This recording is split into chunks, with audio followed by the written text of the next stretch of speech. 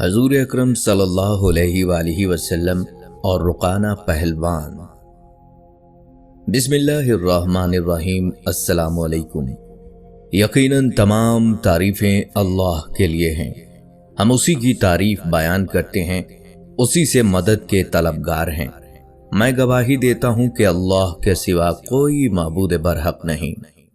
ناظرین، رسول کریم صلی اللہ علیہ وآلہ وسلم کی رحم دلی اور نرمی و شفقت کے بے پناہ واقعات آپ نے سنے ہوں گے، لیکن یہ بھی جان لیجئے کہ اللہ کے محبوب نبی حضرت محمد صلی اللہ علیہ وآلہ وسلم کی شجاعت و بہادری کا چرچا بھی عام تھا۔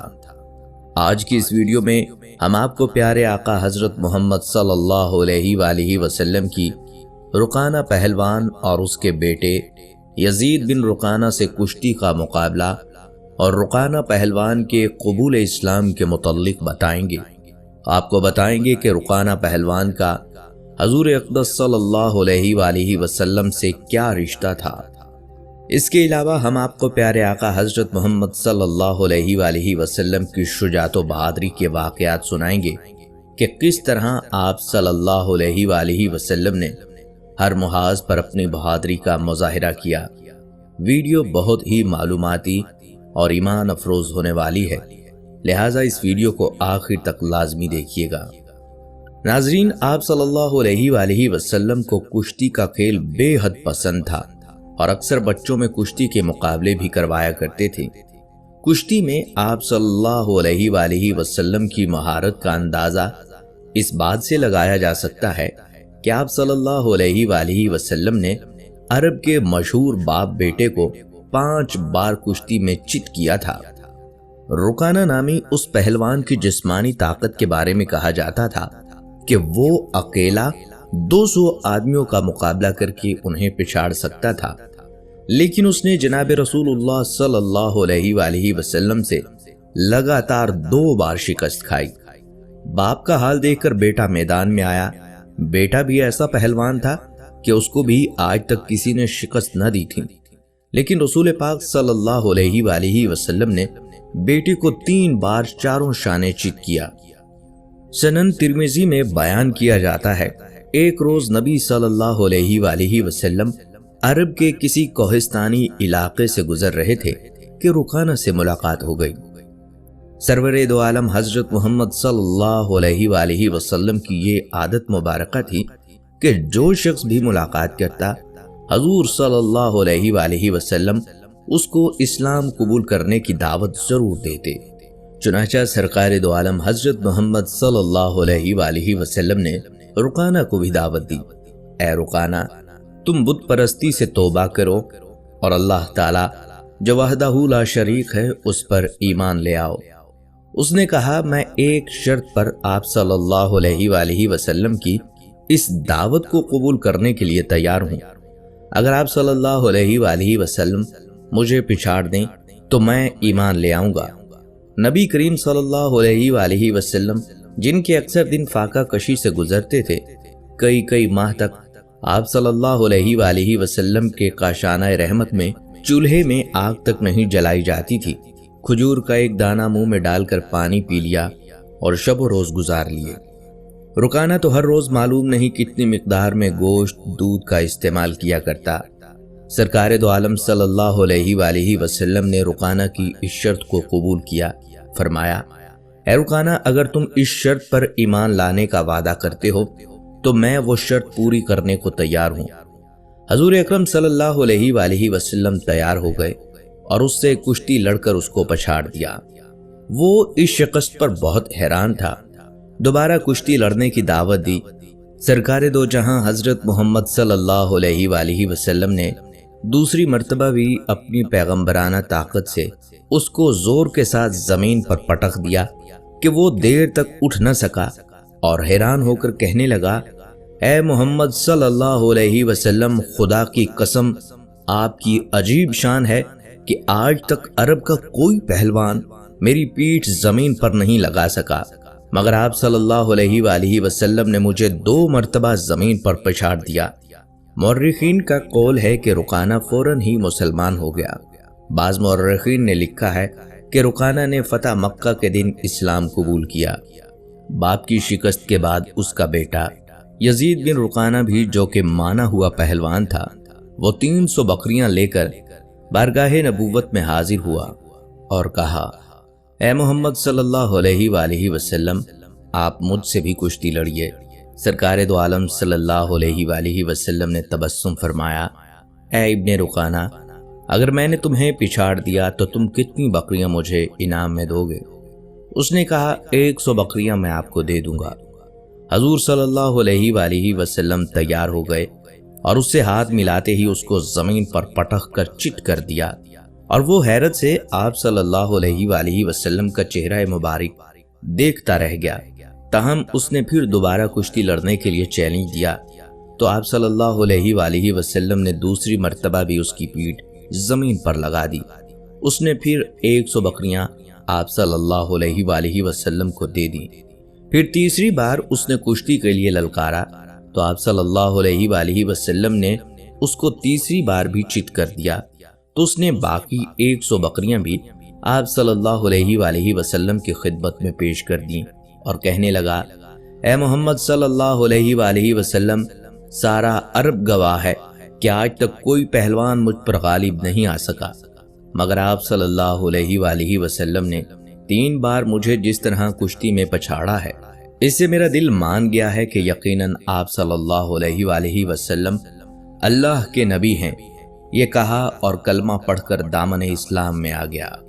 حضور صلی اللہ علیہ وآلہ وسلم نے فرمایا، تیرا مال تجھی کو مبارک۔ یہ کہہ کر آپ صلی اللہ علیہ وآلہ وسلم واپس تشریف لے آئے۔ اس طرح رقانہ پہلوان اور اس کے بیٹے یزید بن رقانہ نے اسلام قبول کر لیا۔ ادھر حضرت ابو بکر صدیق، حضرت عمر رضی اللہ تعالیٰ عنہ دونوں آپ کی تلاش میں تھے، اور یہ معلوم کر کے کہ حضور صلی اللہ علیہ وآلہ وسلم وادی عزم کی طرف تشریف لے کر گئے ہیں، متفکر تھے کہ اس طرف رقانہ پہلوان رہتا ہے، مبادن حضور صلی اللہ علیہ وآلہ وسلم کو ایذا دے۔ حضور صلی اللہ علیہ وآلہ وسلم کو واپس تشریف لاتے دیکھ کر دونوں آپ صلی اللہ علیہ وآلہ وسلم کی خدمت میں حاضر ہوئے اور عرض کیا، یا رسول اللہ صلی اللہ علیہ وآلہ وسلم، آپ ادھر اکیلے کیوں تشریف لے گئے تھے، جبکہ اس طرف رقانہ پہلوان، جو بڑا زور آور اور دشمن اسلام ہے، رہتا ہے؟ حضور صلی اللہ علیہ وآلہ وسلم یہ سن کر مسکرائے اور فرمایا، جب میرا اللہ ہر وقت میرے ساتھ ہے، پھر کسی رقانہ کی کیا پرواہ؟ لو، اس رقانہ کی پہلوانی کا قصہ سنو۔ چنانچہ آپ صلی اللہ علیہ وآلہ وسلم نے سارا قصہ سنایا۔ حضرت عمر فاروق رضی اللہ تعالیٰ عنہ اور حضرت ابو بکر صدیق رضی اللہ تعالیٰ عنہ سن کر خوش ہونے لگے اور عرض کیا، حضور پاک صلی اللہ علیہ وآلہ وسلم، وہ تو ایسا پہلوان تھا کہ آج تک اسے کسی نے گرایا ہی نہ تھا، اسے گرانا اللہ کے رسول کا ہی کام تھا۔ ناظرین کرام، یہاں آپ کو حضرت رقانہ کا حضور صلی اللہ علیہ وآلہ وسلم سے رشتہ داری بھی بتاتے چلیں۔ کچھ لوگ آپ کو حضور اکرم صلی اللہ علیہ وآلہ وسلم کے سگے چچا بھی سمجھتے ہیں۔ دراصل حضور اکرم صلی اللہ علیہ وآلہ وسلم کے جد امجد عبد مناف کے 6 بیٹے تھے۔ سب سے بڑے بیٹے مطلب تھے اور دوسرے بڑے بیٹے ہاشم تھے۔ حضرت رقانہ رضی اللہ تعالیٰ عنہ کا نسب عبد مناف کے بڑے بیٹے مطلب سے ہے۔ سلسلہ نسب یوں ہے، مطلب کے بیٹے ہاشم، ہاشم کے بیٹے عبد یزید، اور عبد یزید کے بیٹے حضرت رقانہ رضی اللہ تعالیٰ عنہ ہیں، جبکہ حضور صلی اللہ علیہ وآلہ وسلم کا نسب عبد مناف کے دوسرے بیٹے ہاشم سے ہے۔ سلسلہ نسب یوں ہے، عبد مناف کے بیٹے ہاشم، ہاشم کے بیٹے عبد المطلب، اور عبد المطلب کے بیٹے عبداللہ، اور عبداللہ کے بیٹے محمد الرسول اللہ صلی اللہ علیہ وآلہ وسلم ہیں۔ اس لیے حضرت رقانہ رضی اللہ تعالیٰ عنہ حضور اکرم صلی اللہ علیہ وآلہ وسلم کے حقیقی چچا نہیں تھے، بلکہ جد امجد ایک ہونے کی وجہ سے محض رشتہ داری تھی۔ اس کے علاوہ حضرت رقانہ رضی اللہ تعالیٰ عنہ کی آپ صلی اللہ علیہ وآلہ وسلم سے ایک اور رشتہ داری بھی ہے، اور وہ یہ کہ حضرت رقانہ رضی اللہ تعالیٰ عنہ کی دادی اشرفہ ہاشم بن عبد مناف کی بیٹی تھیں۔ رقانہ نے مدینہ منورہ میں اپنی بیوی سہیمہ بنت عمیر کے ساتھ زندگی گزاری۔ حافظ ابن عبد البر نے بکریوں کی تعداد 300 لکھی ہے۔ 3 بار مقابلہ ہوا، تینوں بار رقانہ کو شکست ہوئی۔ حضور صلی اللہ علیہ وآلہ وسلم نے 300 بکریاں اسے واپس کر دیں۔ حضور اکرم صلی اللہ علیہ وآلہ وسلم کی تمنا تو یہ تھی کہ رقانہ مسلمان ہو جائے، مگر حضور صلی اللہ علیہ وآلہ وسلم کی یہ خواہش فتح مکہ کے موقع پر پوری ہوئی۔ قابل غور بات یہ ہے کہ اللہ کے رسول صلی اللہ علیہ وآلہ وسلم نے کشتی کے کھیل کو اسلام کی دعوت کے لیے استعمال کیا۔ بطحا کی وادی میں صحابہ اکرام اور رقانہ کے مشرک ساتھیوں نے اس دنگل کا براہ راست نظارہ کیا۔ دنگل کیا تھا؟ بس حضور کریم صلی اللہ علیہ وآلہ وسلم نے تینوں بار اس کو پکڑا اور زمین کے ساتھ لگا دیا۔ تینوں بار کی کشتی میں صرف ہونے والا ٹائم مشکل کے ساتھ زیادہ سے زیادہ 1 منٹ ہوگا۔ اسی طرح ابو الاسود جمعی بہت بڑا پہلوان تھا۔ اس کے بارے میں آتا ہے وہ اتنا طاقتور تھا کہ وہ ایک چمڑے پر بیٹھ جاتا تھا اور 10 پہلوان اس چمڑے کو کھینچتے تھے تاکہ وہ چمڑا اس کے نیچے سے نکل جائے، مگر وہ چمڑا پھٹ کر ٹکڑے ٹکڑے ہو جانے کے باوجود اس کے نیچے سے نکل نہیں پاتا تھا۔ ایک بار اس نے بھی بارگاہ اقدس میں آ کر یہ چیلنج کر دیا، اگر حضور صلی اللہ علیہ وآلہ وسلم مجھے کشتی میں پچھاڑ دیں تو میں مسلمان ہو جاؤں گا۔ حضور اکرم صلی اللہ علیہ وآلہ وسلم اس سے کشتی لڑنے کے لیے کھڑے ہو گئے اور اس کا ہاتھ پکڑتے ہی اس کو زمین پر پچھاڑ دیا۔ وہ آپ صلی اللہ علیہ وآلہ وسلم کی طاقت نبوت سے حیران ہو کر فوراً ہی مسلمان ہو گیا۔ اللہ پاک نے اپنے پیارے نبی حضرت محمد صلی اللہ علیہ وآلہ وسلم کو کیسی جسمانی طاقت عطا فرمائی تھی۔ یاد رکھیے، شہنشاہ مدینہ حضرت محمد صلی اللہ علیہ وآلہ وسلم نے کبھی بھی پیٹ بھر کر کھانا تناول نہیں فرمایا اور نہ ہی آپ تنسازی اور پہلوانی کی طرف متوجہ ہوئے تھے۔ اس کے باوجود اس قدر طاقت و توانائی کا آپ صلی اللہ علیہ وآلہ وسلم سے ظاہر ہونا، یہ آپ صلی اللہ علیہ وآلہ وسلم کا معجزہ بھی ہے۔ دوسرا یہ بھی معلوم ہوا کہ لوگ کلمہ پڑھ کر ایمان لے آئیں۔ آپ صلی اللہ علیہ وآلہ وسلم صرف اس کی تمنا رکھتے تھے، جبھی تو ابو الاسود کے چیلنج پر اس کے مقابلے کے لیے تیار ہو گئے، اور جب اسے پچھاڑا تو وہ اسلام قبول کرنے والے بن گئے۔ ناظرین، حضور اکرم صلی اللہ علیہ وآلہ وسلم کی بے مثال شجاعت کا یہ عالم تھا کہ حضرت علی رضی اللہ تعالیٰ عنہ جیسے بہادر صحابی کا یہ قول ہے کہ جب لڑائی خوب گرم ہو جاتی اور جنگ کی شدت دیکھ کر بڑے بڑے بہادروں کی آنکھیں پتھرا کر سرخ پڑ جایا کرتی تھی، اس وقت میں ہم لوگ آپ صلی اللہ علیہ وآلہ وسلم کے پہلو میں کھڑے ہو کر اپنا بچاؤ کرتے تھے، اور آپ صلی اللہ علیہ وآلہ وسلم ہم سب لوگوں سے زیادہ آگے بڑھ کر دشمنوں کے بالکل قریب پہنچ کر جنگ فرماتے تھے، اور ہم لوگوں میں سب سے زیادہ بہادر شخص وہ شمار کیا جاتا تھا جو جنگ میں آپ صلی اللہ علیہ وآلہ وسلم کے قریب رہ کر دشمنوں سے لڑتا تھا۔ حضرت عبداللہ بن عمر رضی اللہ تعالیٰ عنہ فرمایا کرتے تھے، حضور صلی اللہ علیہ وآلہ وسلم سے زیادہ بہادر اور طاقتور، سخی اور میری پسندیدہ آنکھوں نے کبھی کسی اور کو نہیں دیکھا۔ حضرت برا بن عازب اور دوسرے صحابہ اکرام رضی اللہ تعالیٰ عنہم نے بیان فرمایا کہ جنگ حنین میں 12,000 مسلمانوں کا لشکر کفار کے حملوں کی تاب نہ لا کر بھاگ گیا تھا، اور کفار کی طرف سے لگاتار تیروں کا مینا برس رہا تھا۔ اس وقت میں بھی آپ صلی اللہ علیہ وآلہ وسلم ایک قدم بھی پیچھے نہیں ہٹے، بلکہ ایک سفید خچر پر سوار تھے، اور حضرت ابو سفیان بن حارث رضی اللہ تعالیٰ عنہ آپ صلی اللہ علیہ وآلہ وسلم کے خچر کی لگام پکڑے ہوئے تھے، اور آپ صلی اللہ علیہ وآلہ وسلم اکیلے دشمنوں کے لشکروں کے ہجوم کی طرف بڑھتے چلے جا رہے تھے، اور رجز کے یہ کلمات زبان اقدس پر جاری تھے، میں نبی ہوں، یہ جھوٹ نہیں ہے، میں عبد المطلب کا بیٹا ہوں۔ حضور اقدس صلی اللہ علیہ وآلہ وسلم کی جسمانی طاقت بھی حد اعجاز کو پہنچی ہوئی تھی، اور آپ صلی اللہ علیہ وآلہ وسلم نے اپنی اس معجزانہ طاقت اور قوت سے ایسے کارناموں اور کمالات کا مظاہرہ فرمایا کہ عقل انسانی اس کے تصور سے حیران رہ جاتی ہے۔ غزوہ احزاب کے موقع پر صحابہ کرام رضی اللہ تعالیٰ عنہم جب خندق کھود رہے تھے، ایک ایسی چٹان ظاہر ہو گئی جو کسی طرح کسی بھی شخص سے ٹوٹ نہیں سکی، مگر جب آپ صلی اللہ علیہ وآلہ وسلم نے اپنی طاقت نبوت سے اس پر پھاوڑا مارا تو وہ ریت کے بھربھرے ٹیلے کی طرح بکھر کر پاش پاش ہو گئی۔ ناظرین کرام، یہاں آپ کو پیارے آقا حضرت محمد صلی اللہ علیہ وآلہ وسلم کی شجاعت و بہادری کے کچھ مزید واقعات سناتے چلیں۔ سیدنا انس بن مالک رحمۃ اللہ علیہ فرماتے ہیں کہ رسول اللہ صلی اللہ علیہ وآلہ وسلم لوگوں میں سب سے بہترین تھے، لوگوں میں سب سے زیادہ سخی تھے اور لوگوں میں سب سے زیادہ بہادر تھے۔ ایک مرتبہ رات کے وقت مدینہ شریف میں لوگ سوئے ہوئے تھے کہ انہوں نے کچھ آواز سنی۔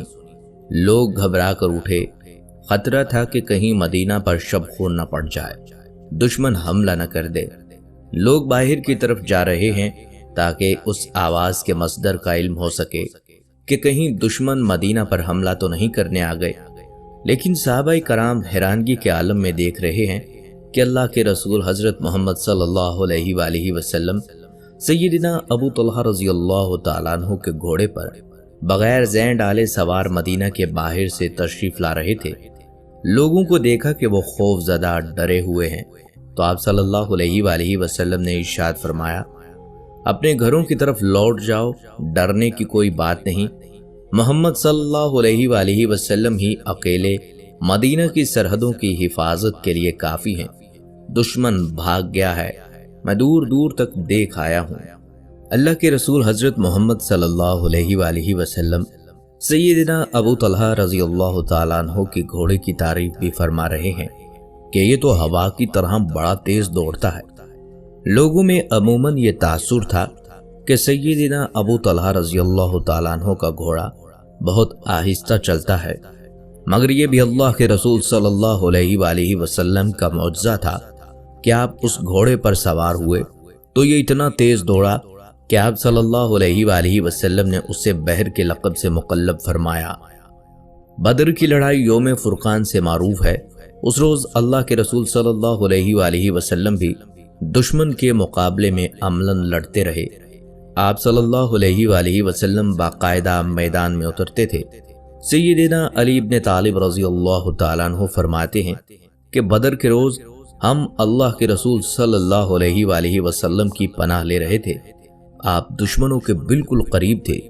صحابہ کرام رضی اللہ تعالیٰ عنہ کہتے ہیں کہ جب لڑائی کے شعلے بھڑک اٹھے تو اللہ کے رسول صلی اللہ علیہ وآلہ وسلم لوگوں میں سب سے زیادہ لڑائی کرنے والے تھے۔ یوں تو مکہ مکرمہ میں اللہ کے رسول صلی اللہ علیہ وآلہ وسلم کے بہت سارے دشمن تھے، مگر ان میں ابی بن خلف بدترین دشمن تھا۔ یہ وہ بدبخت تھا جس نے مکہ میں قسم کھائی تھی کہ وہ اللہ کے رسول صلی اللہ علیہ وآلہ وسلم کو معاذ اللہ قتل کر دے گا۔ جب اللہ کے رسول صلی اللہ علیہ وآلہ وسلم کو ابی بن خلف کی یہ قسم، یہ عہد پہنچا تو آپ صلی اللہ علیہ وآلہ وسلم نے ارشاد فرمایا، بلکہ انشاءاللہ میں اسے قتل کر دوں گا۔ غزوہ احد کے اختتام پر جب اللہ کے رسول صلی اللہ علیہ وآلہ وسلم احد پہاڑ کے دامن میں قدر محفوظ مقام پر منتقل ہو گئے تو ابی بن خلف گھوڑا دوڑاتا ہوا آپ صلی اللہ علیہ وآلہ وسلم کی طرف آتا ہے۔ صحابہ کرام رضی اللہ تعالیٰ عنہ نے اسے دیکھا تو اسے روکنے کے لیے آگے بڑھے۔ اس بدبخت کی موت اللہ کے رسول صلی اللہ علیہ وآلہ وسلم کے ہاتھوں آئی ہوئی تھی۔ یہ بڑا متکبر اور خبیث انسان تھا۔ یہ مکہ کے ایک بڑے رئیس امیہ بن خلف کا بھائی تھا جو سیدنا بلال رضی اللہ تعالیٰ عنہ کا آقا تھا اور غزوہ بدر میں واصل جہنم ہوا تھا۔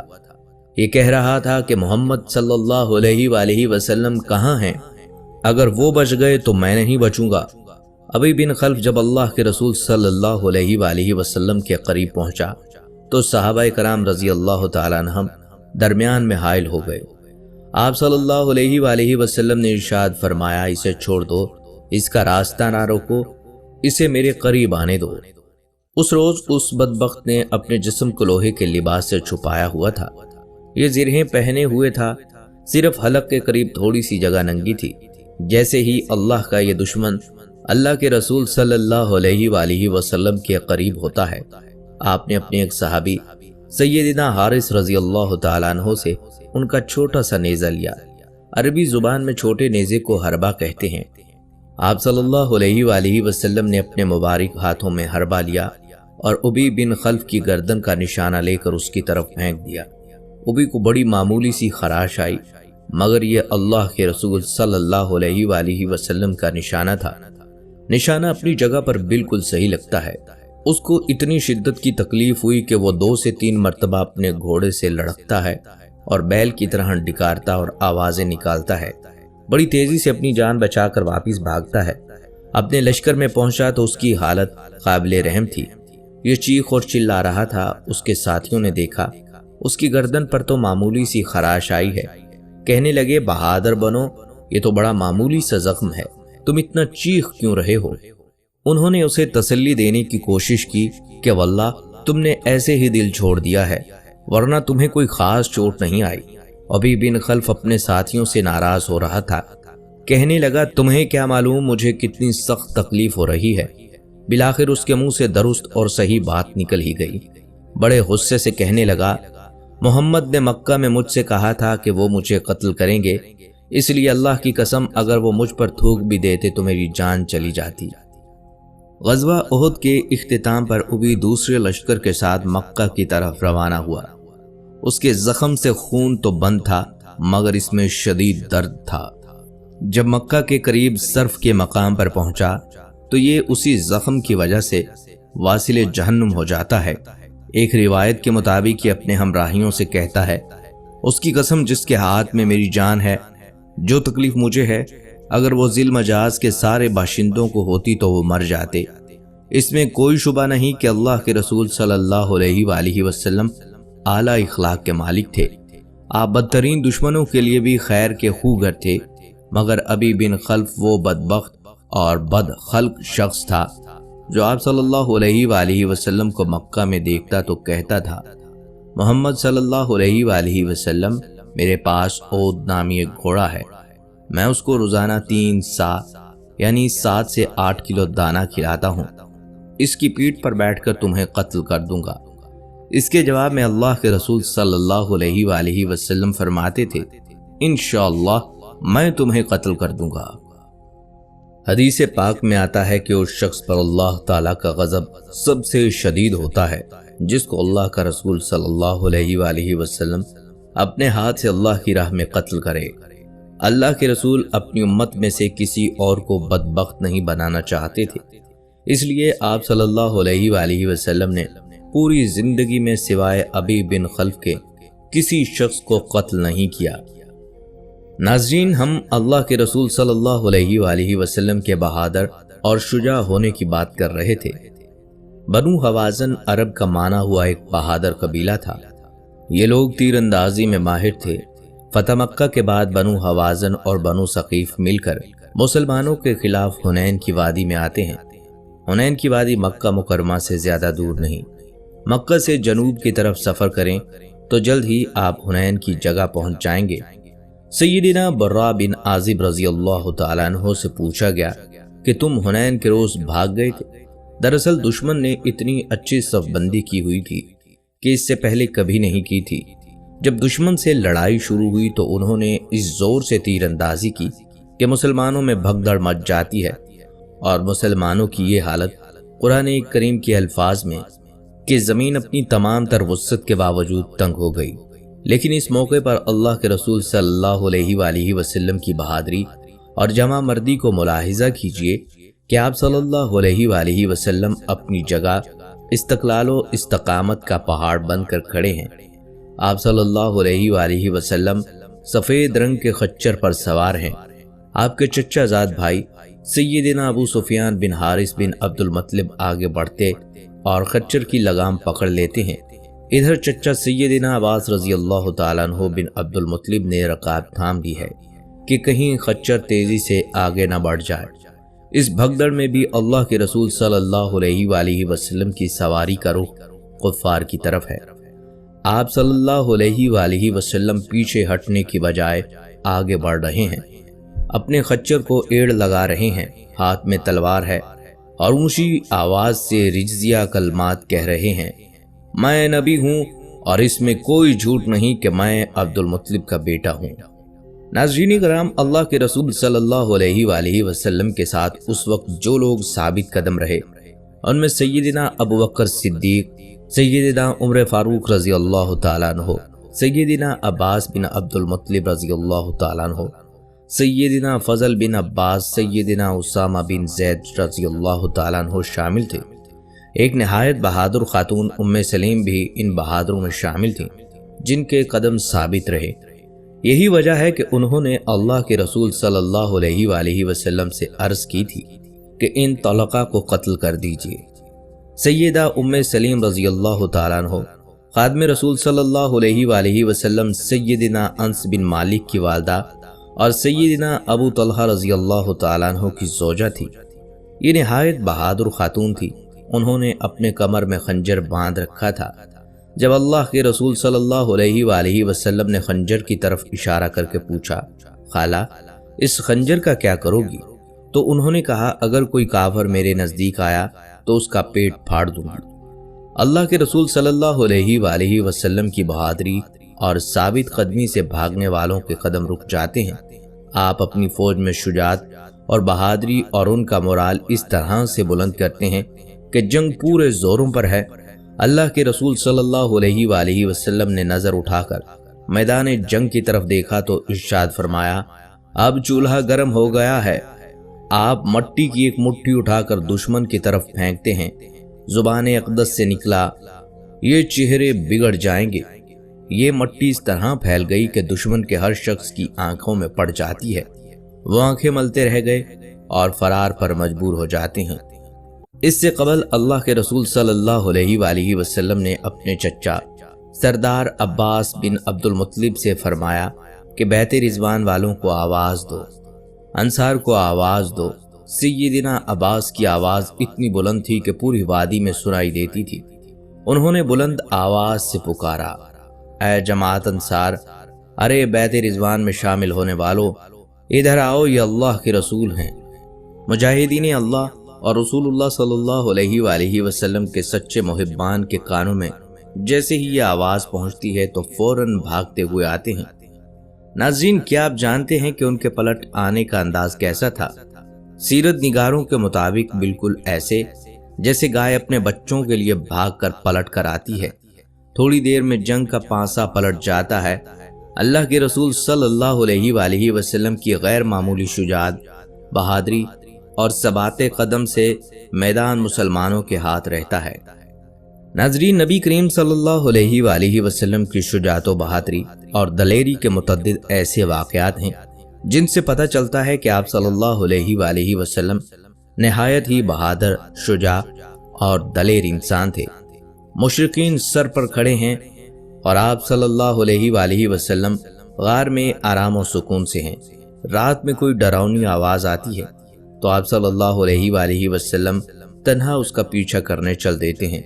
جب جنگ کے شعلے بھڑکتے ہیں تو آپ صلی اللہ علیہ وآلہ وسلم پہلی صف میں دشمنوں سے مقابلے کے لیے حاضر ہیں۔ دشمنوں کو خبر کرتے ہیں کہ آپ صلی اللہ علیہ وآلہ وسلم میدان جنگ سے فرار ہونے والوں میں سے نہیں بلکہ ڈٹ کر دشمنوں سے لڑنے والے ہیں۔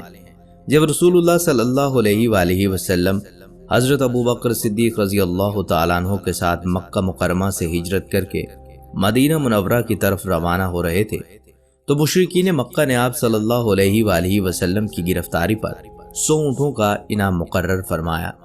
اس انعام کی حرص و طمع سے بہت سے مشرکین آپ صلی اللہ علیہ وآلہ وسلم کی تلاش میں سرگرداں تھے۔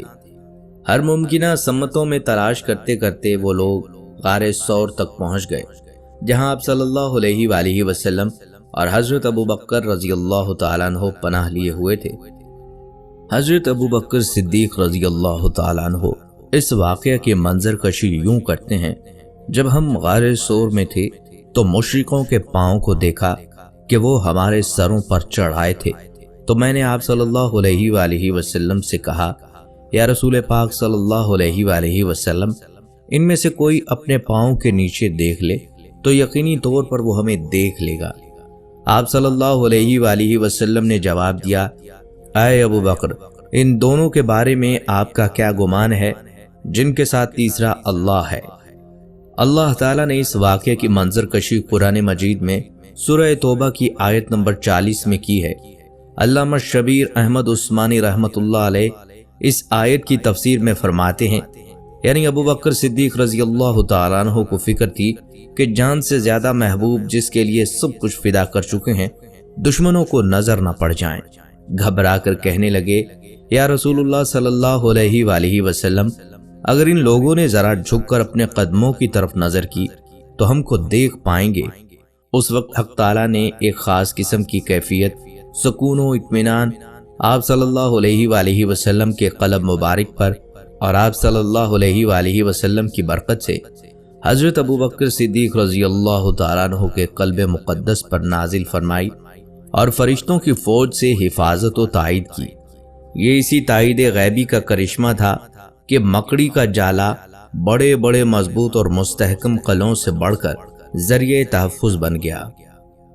حضرت سیدنا مقداد بن عمر رضی اللہ تعالیٰ عنہم غزوہ احد کی داستان بیان کرتے ہوئے فرماتے ہیں، مشرکین نے قتل و غارت کر کے ہمیں بہت نقصان پہنچایا، مگر آپ صلی اللہ علیہ وآلہ وسلم اپنی جگہ پر ثابت قدم رہے۔ آپ صلی اللہ علیہ وآلہ وسلم ایک قدم بھی پیچھے نہ ہٹے، بلکہ دشمن کے سامنے کھڑے اپنی کمان سے تیر برسا رہے تھے۔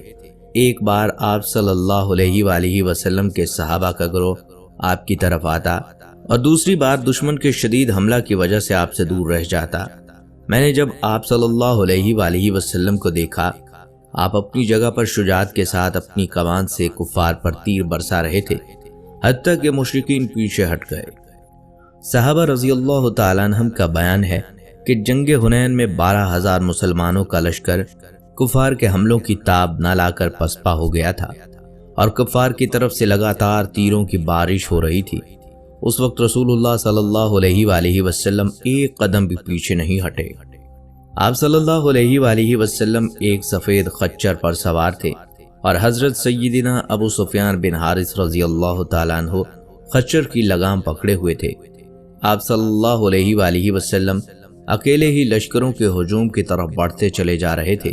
جب کافر بہت نزدیک آ گئے تو آپ صلی اللہ علیہ وآلہ وسلم نے سواری سے اتر کر مٹھی بھر خاک ان پر پھینک کر فرمایا، یعنی کفار کے چہرے بگڑے، سب کی آنکھوں میں مٹی پہنچی اور کفار پیٹ پھیر کر بھاگ گئے۔ غزوہ ذات الرقاء سے واپسی کے موقع پر ایک دیہاتی کے ساتھ جو واقعہ پیش آیا وہ رسول اللہ صلی اللہ علیہ وآلہ وسلم کے اعتماد و یقین، صبر و اطمینان، شجاعت و بہادری اور توکل اللہ کے حوالے سے نہایت ہی ایمان افروز اور سبق آموز ہے۔ رسول اللہ صلی اللہ علیہ وآلہ وسلم نجد کے علاقہ میں صحابہ کرام رضی اللہ تعالیٰ عنہم کے ساتھ جہاد کرنے کے لیے گئے تھے۔ جب لوٹ کر آ رہے تھے تو آپ صلی اللہ علیہ وآلہ وسلم قصیر خاردار درختوں کی وادی سے گزر رہے تھے کہ کیلولہ کا وقت ہو گیا، لہٰذا صحابہ کرام رضی اللہ تعالیٰ عنہم کے ساتھ اسی مقام پر رک گئے۔ صحابہ کرام درختوں کے سائے میں منتشر ہو کر تھوڑی دیر کے لیے آرام فرمانے لگے۔ تلوار کو درخت پر لٹکا کر آپ صلی اللہ علیہ وآلہ وسلم بھی کیکر کے درخت کے نیچے کیلولہ کرنے کے لیے لیٹ گئے۔ اچانک صحابہ کرام نے سنا کہ رسول اللہ صلی اللہ علیہ وآلہ وسلم انہیں پکار رہے ہیں۔ جب صحابہ کرام آپ صلی اللہ علیہ وآلہ وسلم کے پاس آئے تو دیکھا ماجرا ہی کچھ اور ہے۔ آپ صلی اللہ علیہ وآلہ وسلم کے پاس ایک دیہاتی بیٹھا ہے۔ نبی صلی اللہ علیہ وآلہ وسلم نے صحابہ کرام رضی اللہ تعالیٰ عنہم سے بتایا کہ رسول اللہ صلی اللہ علیہ وآلہ وسلم سوئے ہوئے تھے۔ جب آپ صلی اللہ علیہ وآلہ وسلم نیند سے بیدار ہوئے تو دیکھا ایک دیہاتی آپ صلی اللہ علیہ وآلہ وسلم کی تلوار جو درخت پر لٹکی ہوئی تھی اس کو میان سے باہر نکالتے ہوئے آپ صلی اللہ علیہ وآلہ وسلم سے کہتا ہے کہ تم کو مجھ سے کون بچائے گا؟ اس پر آپ صلی اللہ علیہ وآلہ وسلم نے جواب دیا، اللہ۔ اس کے بعد آپ صلی اللہ علیہ وآلہ وسلم نے اس دیہاتی کو بغیر سزا اور انتقام کے رہا فرما دیا۔ ایک خون کا پیاسا دشمن برہنہ تلوار ہاتھ میں لیے سامنے کھڑا ہے۔ اس قدر خطرناک حالت کے باوجود ذرہ برابر خوف و ہراس اور گھبراہٹ آپ صلی اللہ علیہ وآلہ وسلم کے چہرے سے ظاہر نہیں ہوتی۔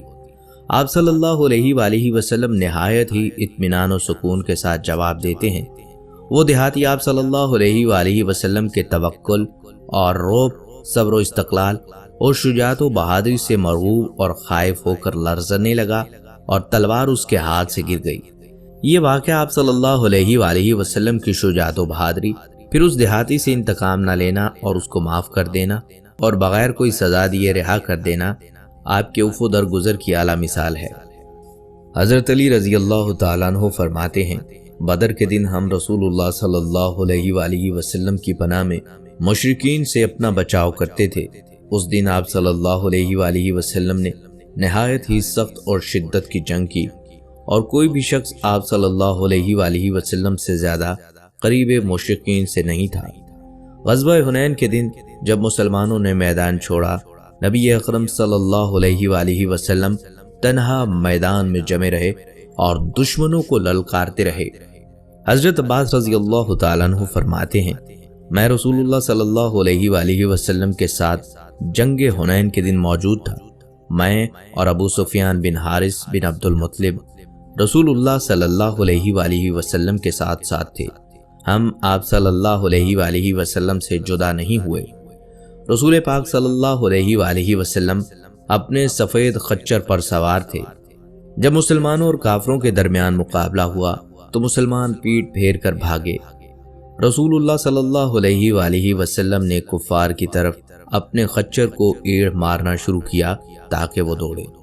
حضرت عباس رضی اللہ تعالیٰ عنہ کہتے ہیں، میں رسول اللہ صلی اللہ علیہ وآلہ وسلم کے خچر کا لگام پکڑ کر اسے تیز دوڑنے سے روک رہا تھا۔ ابو سفیان رضی اللہ تعالیٰ عنہ آپ کی رقاب تھامے تھے۔ پھر رسول اللہ صلی اللہ علیہ وآلہ وسلم نے فرمایا، اے عباس، حدیبیہ میں بیعت کرنے والے صحابہ کو آواز دیجیے۔ حضرت عباس رضی اللہ تعالیٰ عنہ فرماتے ہیں کہ وہ بلند آواز آدمی تھے، چنانچہ انہوں نے بلند آواز سے پکارا۔ حضرت عباس رضی اللہ تعالیٰ عنہ کہتے ہیں کہ باخدا جب انہوں نے میری آواز سنی تو وہ اس طرح پلٹے کہ جیسے گائے اپنے بچوں کی طرف لوٹتی ہے۔ پھر انہوں نے یا لبیک کہہ کر جواب دیا۔ فرماتے ہیں انہوں نے کافروں سے جنگ کی، انہوں نے انصار کو بھی بلایا۔ انہوں نے کہا، اے انصار کی جماعت، اے انصار کی جماعت۔ پھر بنو حارث بن خزرج کو بھی بلایا۔ انہوں نے کہا، اے بنو حارث بن خزرج، اے بنو حارث بن خزرج۔ پھر رسول اللہ صلی اللہ علیہ وآلہ وسلم ان کی جنگ کا منظر دیکھ رہے تھے جبکہ آپ اپنے خچر پر سوار تھے۔ پھر آپ صلی اللہ علیہ وآلہ وسلم نے فرمایا، ابھی لڑائی سخت ہے اور جنگ کے شعلے بھڑک رہے ہیں۔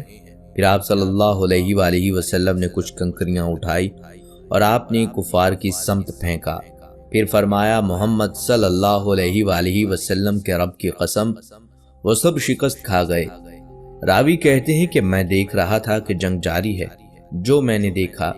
پھر کہتے ہیں باخدا انہوں نے کنکریاں ان کی طرف پھینکی، چنانچہ ان کا زور ٹوٹ گیا اور پیٹ پھیر کر بھاگ گئے۔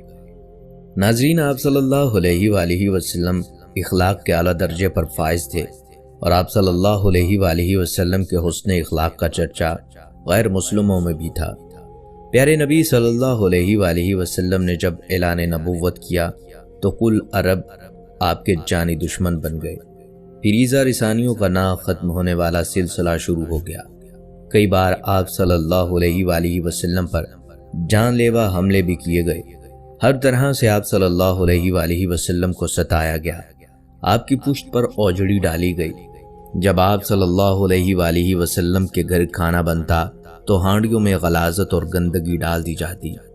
آپ صلی اللہ علیہ وآلہ وسلم پر پتھر برسائے گئے، جس سے آپ صلی اللہ علیہ وآلہ وسلم کا پیر لہو لہان اور خون آلود ہو گیا۔ نبی پاک صلی اللہ علیہ وآلہ وسلم کے دندان مبارک کو شہید کیا گیا، جس سے آپ صلی اللہ علیہ وآلہ وسلم کا منہ خون سے بھر گیا۔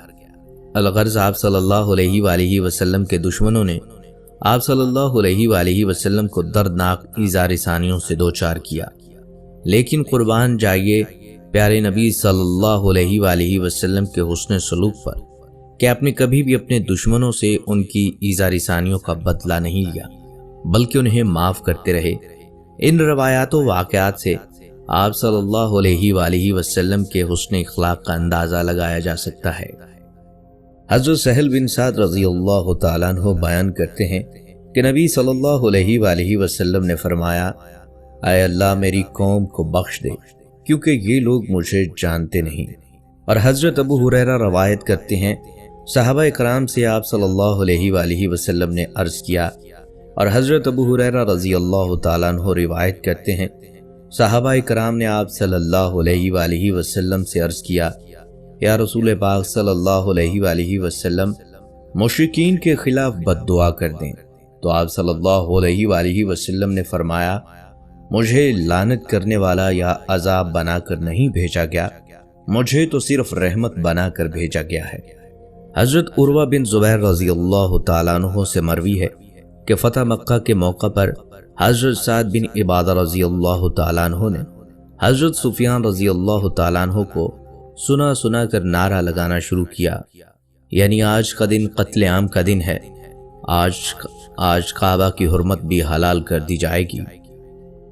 حضرت ابو سفیان رضی اللہ تعالیٰ عنہ نے یہ بات پیارے نبی صلی اللہ علیہ وآلہ وسلم کو بتائی تو آپ صلی اللہ علیہ وآلہ وسلم نے فرمایا، سعد نے غلط کہا ہے، آج تو اللہ تعالیٰ کعبہ کو عظمت عطا فرمائے گا اور آج کعبہ کو غلاف پہنایا جائے گا۔ اور حضرت امام عسقلانی کی روایت میں ہے کہ آپ صلی اللہ علیہ وآلہ وسلم نے فرمایا، آج کا دن رحمت کا دن ہے، اللہ تعالیٰ آج قریش کو عزت سے نوازے گا۔ یہ وہی ابو سفیان ہیں جن کی سرکردگی میں اسلام کے خلاف بہت سی جنگیں لڑی گئیں، انہی کی سرپرستی میں پیارے نبی صلی اللہ علیہ وآلہ وسلم کے دندان مبارک کو شہید کیا گیا۔ حضرت حمزہ رضی اللہ تعالیٰ عنہ کو شہید کر کے ان کے ناک کان کاٹے گئے اور ان کے دل جگر نکال کر چبائے گئے اور ان کے ٹکڑے ٹکڑے کر کے گلے کا ہار بنایا گیا۔ یہ کوئی اور نہیں ابو سفیان کی بیوی ہندہ تھی۔ ابھی تک دونوں نے اسلام قبول نہیں کیا اور وہ اپنے پیارے نبی صلی اللہ علیہ وآلہ وسلم کے قبضے میں بھی ہیں۔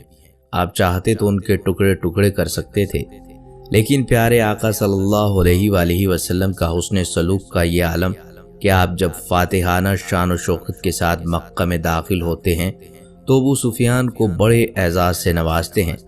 حضرت ابو ہریرہ رضی اللہ تعالیٰ عنہ بیان کرتے ہیں، فتح مکہ کے دن پیارے نبی صلی اللہ علیہ وآلہ وسلم نے فرمایا، جو شخص ابو سفیان کے گھر میں داخل ہو جائے گا اسے امان حاصل ہے، جو شخص ہتھیار پھینک دے اسے امان حاصل ہے، جو شخص اپنے گھر کے دروازے بند کر لے اسے بھی امان حاصل ہے۔ پھر ابو سفیان ایمان لا کر شرف صحابیت سے مشرف ہوئے، ساتھ ہی آپ کی زوجہ حضرت ہندہ بھی مسلمان ہو گئیں۔ حضرت انس رضی اللہ تعالیٰ عنہ سے روایت ہے، فتح خیبر کے موقع پر ایک یہودیہ نے بکری کے گوشت میں زہر ملا کر پیارے نبی صلی اللہ علیہ وآلہ وسلم کو پیش کیا۔ آپ صلی اللہ علیہ وآلہ وسلم نے اس گوشت میں سے کچھ کھایا تو وہ گوشت بول پڑا کہ اس میں زہر ملا دیا گیا ہے۔ پھر اس عورت کو آپ صلی اللہ علیہ وآلہ وسلم کے پاس لایا گیا۔ پوچھنے پر اس نے کہا، میں نے معاذ اللہ آپ کے قتل کا ارادہ کیا تھا۔ آپ صلی اللہ علیہ وآلہ وسلم نے فرمایا، اللہ تعالیٰ نے تجھے اس پر یعنی مجھے مارنے پر قادر نہیں کرے گا۔ صحابہ کرام نے عرض کیا، یا رسول اللہ صلی اللہ علیہ وآلہ وسلم، کیا ہم اسے قتل نہ کر دیں؟ آپ صلی اللہ علیہ وآلہ وسلم نے فرمایا، نہیں، اور اس یہودی عورت کو معاف فرما دیا۔ حالانکہ اس زہر کا اثر آپ صلی اللہ علیہ وآلہ وسلم کے منہ میں ہمیشہ پایا گیا۔ حضرت ابو ہریرہ رضی اللہ تعالیٰ عنہ بیان کرتے ہیں کہ پیارے نبی صلی اللہ علیہ وآلہ وسلم نے نجد کی جانب کچھ سواروں کو روانہ فرمایا تو وہ بنی حنیفہ کے ایک شخص سمامہ بن اسال کو گرفتار کر کے لے آئے اور اسے مسجد نبوی کے ایک ستون سے باندھ دیا۔ جب پیارے نبی صلی اللہ علیہ وآلہ وسلم اس کے پاس تشریف لے گئے تو آپ صلی اللہ علیہ وآلہ وسلم نے فرمایا، اے سمامہ تمہارا کیا ارادہ ہے؟ اس نے جواب دیا، اے محمد صلی اللہ علیہ وآلہ وسلم، میرا ارادہ نیک ہے، اگر آپ مجھے قتل کریں تو گویا ایک خونی آدمی کو قتل کیا، اور اگر احسان فرمائیں تو اس احسان پر شکر گزار رہوں گا۔ اگر آپ مال و دولت چاہتے ہیں تو جتنا چاہے لے سکتے ہیں۔ نبی صلی اللہ علیہ وآلہ وسلم نے جواب نہ دیا اور واپس تشریف لے گئے۔ جب دوسرا روز ہوا تو آپ صلی اللہ علیہ وآلہ وسلم نے پھر فرمایا، اے سمامہ کیا ارادہ ہے؟ اس نے وہی جواب دیا جو پہلے دے چکا تھا، کہ اگر احسان فرمائیں تو ایک شکر گزار بندے پر احسان ہوگا۔ آپ صلی اللہ علیہ وآلہ وسلم اسے دوبارہ چھوڑ کر چلے گئے اور اگلے روز پھر فرمایا، اے ثمامہ کیا خیال ہے؟ کہنے لگا، میں نے تو جو کہنا تھا کہہ چکا ہوں۔ آپ صلی اللہ علیہ وآلہ وسلم نے حکم دیا کہ ثمامہ کو چھوڑ دو۔ ثمامہ رضی اللہ تعالیٰ عنہ نبی صلی اللہ علیہ وآلہ وسلم کے اس حسن اخلاق سے اتنا متاثر ہوا کہ وہاں سے چلا اور مسجد کے قریب ایک باغ میں جا کر غسل کر کے مسجد نبوی میں آیا اور کلمہ پڑھ کر مسلمان ہو گیا اور کہنے لگا، میں گواہی دیتا ہوں کہ اللہ کے سوا کوئی عبادت کے لائق نہیں اور محمد صلی اللہ علیہ وآلہ وسلم اللہ کے سچے رسول ہیں۔ اے محمد صلی اللہ علیہ وآلہ وسلم، خدا کی قسم مجھے روئے زمین پر کسی سے اتنی نفرت نہیں تھی جتنی آپ سے تھی، لیکن آج مجھے آپ صلی اللہ علیہ وآلہ وسلم کا چہرہ سب چہروں سے زیادہ محبوب ہو گیا۔ خدا کی قسم آپ صلی اللہ علیہ وآلہ وسلم کے اسلام سے زیادہ مجھے کوئی دین ناپسند نہ تھا، لیکن آج میرے لیے آپ صلی اللہ علیہ وآلہ وسلم کا دین تمام ادیان سے زیادہ پیارا ہو گیا۔ خدا کی قسم مجھے آپ کے شہر سے زیادہ ناپسند کوئی شہر نہ تھا، لیکن آج میری نظر میں آپ کا شہر تمام شہروں سے زیادہ پیارا ہے۔ آپ صلی اللہ علیہ وآلہ وسلم کے سواروں نے مجھے گرفتار کر لیا، حالانکہ میں عمرے کے ارادے سے جا رہا تھا۔ اب اس بارے میں آپ کا حکم کیا ہے؟ حضور صلی اللہ علیہ وآلہ وسلم نے اسے بشارت دی اور فرمایا کہ وہ عمرہ کرے۔ جب وہ مکہ مکرمہ میں پہنچا تو کسی نے اس سے کہا، کیا تم بے دین ہو گئے ہو؟ جواب دیا، نہیں، بلکہ میں تو محمد صلی اللہ علیہ وآلہ وسلم کے دست اقدس پر مسلمان ہو گیا ہوں۔ خدا کی قسم اب تمہارے پاس پیارے نبی صلی اللہ علیہ وآلہ وسلم کی اجازت کے بغیر میرے شہر یمامہ سے گہیوں کا ایک دانہ بھی نہیں نیچے گرے گا۔ حضرت ابو محذورہ رضی اللہ تعالیٰ عنہ سے مروی ہے کہ آپ ایک جماعت کے ہمراہ راستے سے گزر رہے تھے۔ پیارے نبی صلی اللہ علیہ وآلہ وسلم کے مؤذن نے اذان پڑھنا شروع کیا۔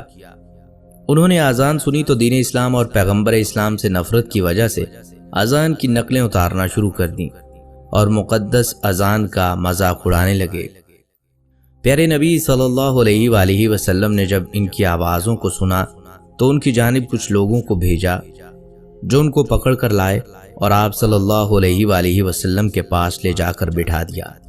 آپ صلی اللہ علیہ وآلہ وسلم نے فرمایا، تم میں سب سے اونچی آواز کس کی تھی؟ لوگوں نے حضرت ابو محذورہ رضی اللہ تعالیٰ عنہ کی طرف اشارہ کیا۔ آپ صلی اللہ علیہ وآلہ وسلم نے سب کو چھوڑ دیا اور ابو محذورہ کو پکڑ کر حکم دیا، اذان پڑھو۔ حضرت ابو محذورہ کا بیان ہے کہ میں پیارے نبی صلی اللہ علیہ وآلہ وسلم اور آپ کے حکم سے سخت نفرت کرتا تھا۔ میں پیارے نبی صلی اللہ علیہ وآلہ وسلم کے سامنے کھڑا ہوا۔ آپ صلی اللہ علیہ وآلہ وسلم نے خود مجھے اذان بتانا شروع فرمایا کہو اللہ اکبر، اللہ اکبر، یعنی اذان کے کلمات پڑھوائے۔ جب وہ اشہد ان محمد رسول اللہ تک پہنچا تو پیارے نبی صلی اللہ علیہ وآلہ وسلم نے فرمایا، دوبارہ ان کلمات کو بلند آواز سے کہو، اشہد ان محمد رسول اللہ، اشہد ان محمد رسول اللہ۔ جب میں اذان پوری کر چکا تو آپ صلی اللہ علیہ وآلہ وسلم نے مجھے بلایا اور ایک تھیلی دی جس میں کچھ چاندی تھی۔ پھر آپ صلی اللہ علیہ وآلہ وسلم نے میری پیشانی پر ہاتھ رکھ کر چہرے پر پھیرا اور اپنا ہاتھ میرے سینے پر پھیرا حتیٰ کہ ناف تک پھیرا۔ پھر فرمایا، اللہ تجھ پر برکت نازل فرمائے۔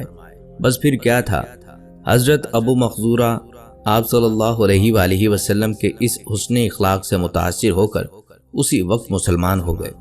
اس کے بعد آپ صلی اللہ علیہ وآلہ وسلم نے عرض کیا، یا رسول اللہ صلی اللہ علیہ وآلہ وسلم، مجھے مکہ میں مؤذن مقرر کر دیں۔ آپ صلی اللہ علیہ وآلہ وسلم نے فرمایا، ہاں، میں تمہیں امیر بناؤں گا۔ اس کے بعد پیارے نبی صلی اللہ علیہ وآلہ وسلم کے لیے آپ کے دل میں جو نفرت تھی وہ دور ہو گئی اور آپ رضی اللہ تعالیٰ عنہ ایک سچے عاشق رسول صلی اللہ علیہ وآلہ وسلم بن گئے۔ ناظرین، یہ نبی اکرم صلی اللہ علیہ وآلہ وسلم کی شجاعت اور اپنے دشمنوں کے ساتھ حسن سلوک کے چند واقعات تھے۔ نبی صلی اللہ علیہ وآلہ وسلم سے نسبت اور محبت رکھنے والوں کو چاہیے کہ محسن کائنات کی سیرت اور کردار کو اپنائیں۔